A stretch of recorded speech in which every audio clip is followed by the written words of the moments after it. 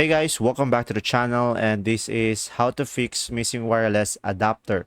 So first thing that you will do is go to start menu, and from here just simply search for troubleshoot settings, and here just simply go for additional troubleshooters, and from here just go for internet connections, and from here run the troubleshooter, and it will detect some problem. And from here, just simply go for troubleshoot my connection to the internet.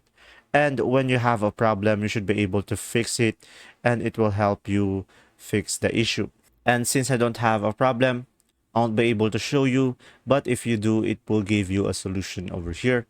Now guys, for the next one is go for network reset.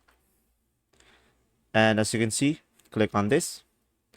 And from here, just simply click on reset now. And from there guys, your PC will be restarted and you should be able to fix the issue. And that's simply about it. If this video was helpful, please like and subscribe. And if you have any question, just comment down below. And thanks for watching guys. See ya.